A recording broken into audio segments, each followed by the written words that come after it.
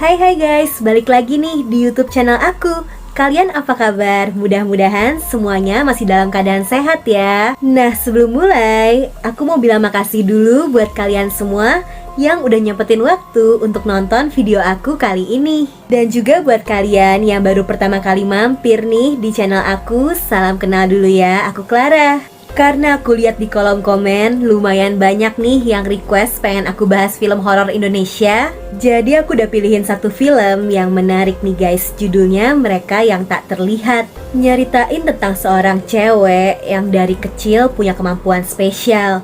Dia bisa ngeliat hantu. Bahkan katanya film ini dari kisah nyata. Ya udah, daripada penasaran, aku bakal langsung nyeritain film ini ke kalian. Tapi seperti biasa, aku mau minta tolong dulu ya guys buat like video ini. Dan jangan lupa di subscribe juga. Terus nyalain lonceng notifikasinya biar kalian gak ketinggalan sama video-video terbaru dari aku. Jadi tokoh utama di film ini namanya Saras. Dia lagi jalan dan ngeliat ada seorang pria yang kelihatan bingung mondar-mandir. Gak lama dia juga ngeliat seorang ibu yang lagi ngegendong anak sambil ngajakin ngomong orang-orang di sekelilingnya. Tapi gak ada yang ngerespon. Ibu-ibu itu dikacangin. Saras merhatiin terus sampai akhirnya dia sadar kalau cuma dia yang bisa ngeliat ibu itu. Karena si ibu ternyata bukan manusia. Bahkan dia bisa nembus nih ngelewatin mobil-mobil. Terus cerita balik nih guys ke masa kecilnya si Saras. Keluarganya lagi sedih di pemakaman karena neneknya baru aja meninggal. Tapi Saras yang punya kemampuan spesial masih bisa ngeliat hantu neneknya. Bahkan mereka dadah-dadah tuh. Nah, Saras ini masih bocil kan, belum ngerti soal hantu-hantuan. Jadi ya dia ngiranya si nenek tuh masih ada. Terus di rumahnya, Saras sekarang cuma tinggal bertiga aja nih, sama ibu dan adiknya. Ayah dan ibunya udah berpisah. Bahkan si ayah ninggalin keluarga ini gitu aja. Udah gitu, ibunya juga lumayan galak nih. Bahkan karena si Saras nyebut-nyebut soal neneknya mulu, si ibu jadi kesel dan si Saras selalu dianggap cuma berhalusinasi. Waktu berlalu dan Saras udah SMP. Tapi sekarang dia udah mulai sadar dan ngerti kalau dia tuh bisa ngeliat hantu. Bahkan di sekolah pas masih terang aja dia tetap bisa ngeliat hantu. Karena sering bersikap aneh, si Saras jadi dijauhin dan susah dapetin teman. Beruntung ada satu anak cowok nih yang baik dan mau jadi temennya Saras. Namanya Adit. Pulang sekolah juga mereka sering belajar bareng, suka main sepeda bareng. Pokoknya Adit dan Saras ini sahabatan banget. Nah, suatu malam Saras baru sadar ada bukunya yang ketinggalan di sekolah. Malah besok tuh ada ujian, jadi mau gak mau ya harus dia ambil.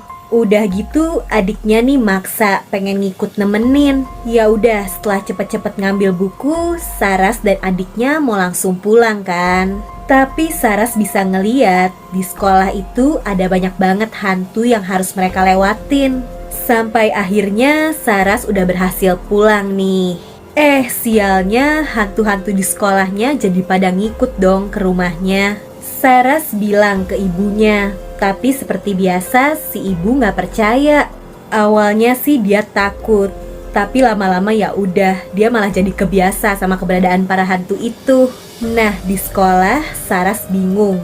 Sahabat deketnya tuh si Adit gak masuk. Gak ada kabar juga. Si Saras jadi galau tuh.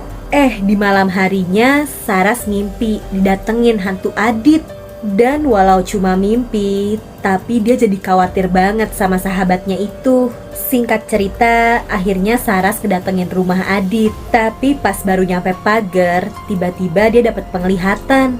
Dia bisa lihat kalau beberapa hari lalu ada dua orang yang berusaha nyuri di rumah itu. Tapi ketahuan sama Adit dan adiknya. Dengan teganya, mereka langsung dihabisi sama para pencuri itu.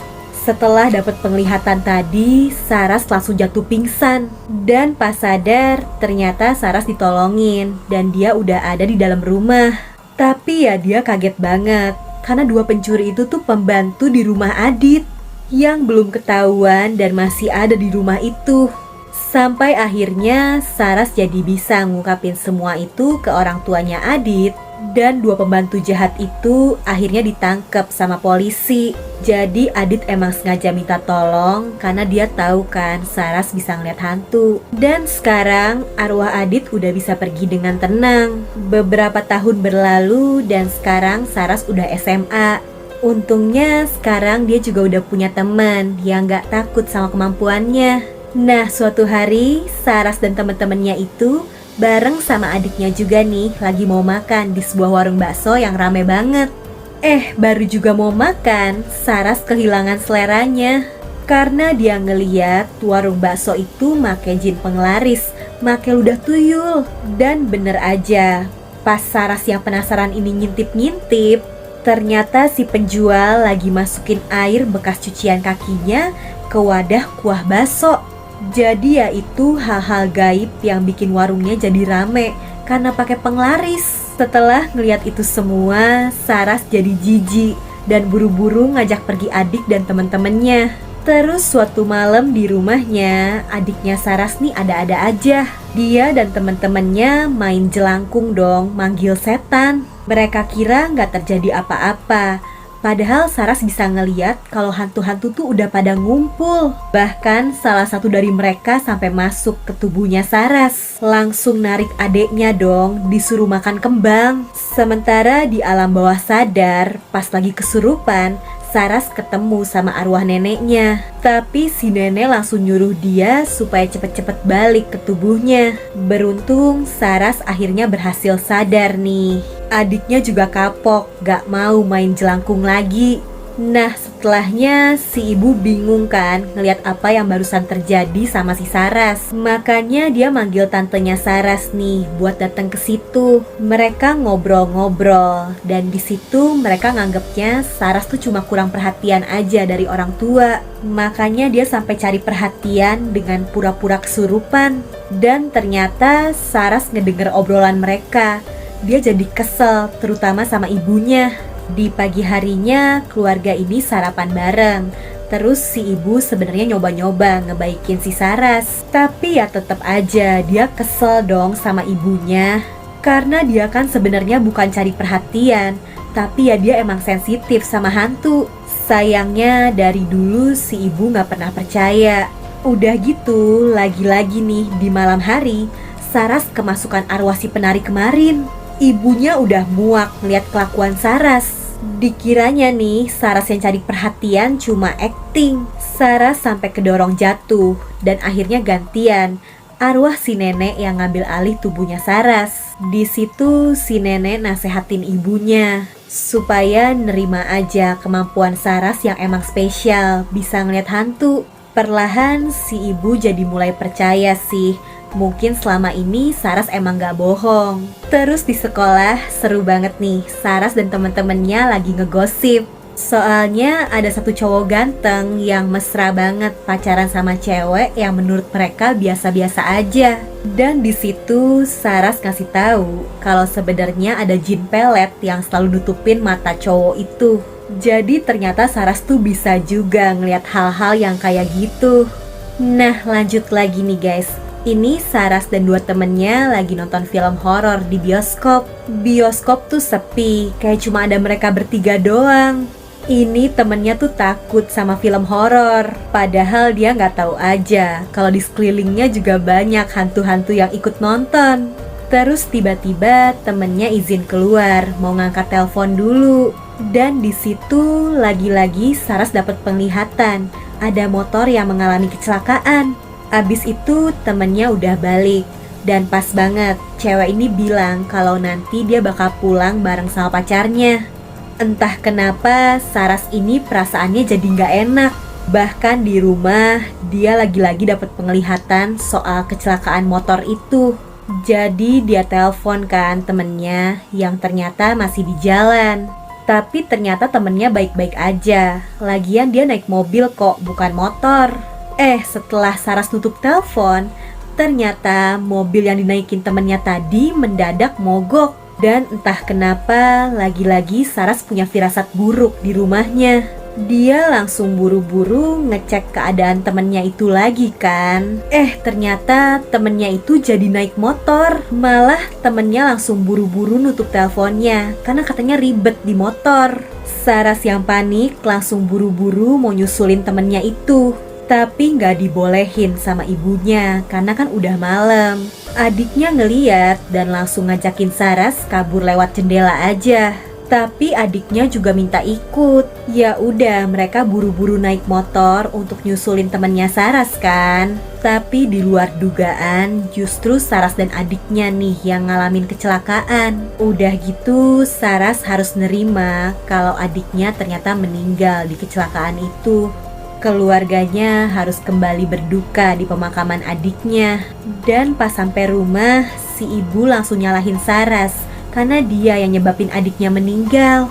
Tapi Saras juga kesel sama ibunya yang gak pernah ngasih perhatian ke dia dan adiknya. Di situ ibunya gak bisa ngontrol emosi. Bahkan si ibu sampai bilang kalau mulai saat itu Saras udah gak dia anggap lagi sebagai anaknya. Tekad Saras udah bulat. Karena sakit hati, dia akhirnya pergi ninggalin rumah, ninggalin ibunya yang selalu kelihatan dingin. Dan ternyata Saras pergi belajar ke luar negeri selama 7 tahun. Setelah bertahun-tahun, dia akhirnya pulang tuh disambut sama tantenya. Tapi si ibu masih aja kelihatan dingin dan Saras juga masih kesel. Setelah balik ke Indonesia, Saras jadi psikolog yang sukses. Dan di rumahnya dia juga ngeliat si ibu jualan kue kering. Bahkan di toplesnya ada nama Saras. Berarti ibunya diam-diam sayang kok sama dia. Nah, Saras ini lagi ada di luar, lagi ada di kafe. Ibunya tiba-tiba nelpon. Dan di situ Saras jadi maaf-maafan nih sama ibunya. Terus si ibu juga gak sabar nunggu anaknya ini pulang. Ibunya udah nyiapin pancake kesukaannya Saras. Tapi balik nih guys ke adegan di awal film ini. Ada pria yang bengong dan mondar-mandir kan. Ternyata di dalam tasnya dia bawa bom. Dan Saras jadi salah satu korban di ledakan itu. Di rumahnya si ibu ngeliat berita di TV. Sambil gemeteran dia langsung nyoba nelpon Saras. Tapi yang gak bisa. Lagi-lagi dia harus kehilangan anaknya. 40 hari setelah kematiannya, arwah Saras dateng nih untuk pamitan. Dia ngeliat keluarganya yang masih berduka. Walau ya mereka semua nggak bisa ngeliat Saras. Dan di situ dia juga akhirnya meluk si ibu. Dia berharap ibunya ini bisa ngerasain keberadaannya. Walau ya untuk terakhir kalinya. Ya itu tadi ceritanya guys. Mudah-mudahan kalian terhibur ya. Kalau kalian suka video ini, bantu aku dengan like, subscribe, dan nyalain lonceng notifikasi untuk channel ini ya guys. Komen juga di bawah kalau kalian punya film seru lainnya yang pengen aku bahas. Oke deh, cukup segitu aja ya dari aku. Jaga kesehatan kalian selalu, and I'll see you guys on my next video. Bye-bye.